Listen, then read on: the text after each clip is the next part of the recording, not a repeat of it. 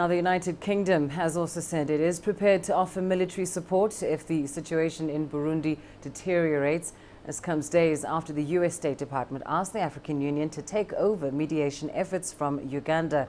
Uganda's President Yoweri Museveni has been mediating the talks with little success. The US says he is distracted by his campaign for re-election in 2016. CCTV's Isabel Nakiria reports.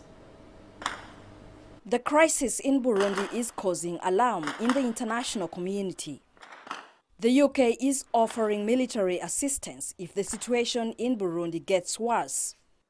I think initially that was probably an African Union deployment would be more appropriate, but certainly the UK will do all it can to support our partners in Burundi if the situation deteriorates, as we support our partners in Somalia and South Sudan.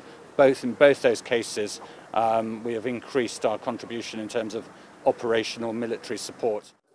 The UK's Africa Minister is visiting Uganda, Rwanda and Burundi in a bid to find solutions to the refugee crisis. In recent months, Uganda's President Yoweri Museveni has been mediating talks in Burundi, but little progress has been made. The African Union, the United Nations and the international community are ready and stand shoulder by shoulder with President Museveni, not only in the solution that he's got planned at the moment, but also, if that solution doesn't work, implementing other solutions, because the position in Burundi is untenable. The UK's offer comes days after Uganda said it would not allow the violence in Burundi to escalate. Kampala said it would even send troops if necessary. UN agencies are now preparing a response plan in preparation for an influx of refugees.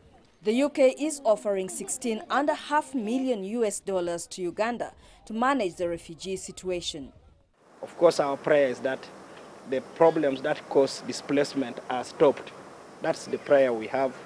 But while that is being undertaken by our leaders, for us who are responsible for managing refugees, we will continue to manage those who come into our country. The violence in Burundi worsened this past weekend, with 90 people killed in the capital, Bujumbura. Uganda's Ministry for Disaster Response estimates around 10,000 Burundi refugees or more could cross into Uganda by the middle of next year if the situation is not put under control. Uganda's president says, however, he is ready to put to a stop the violence in Burundi if necessary.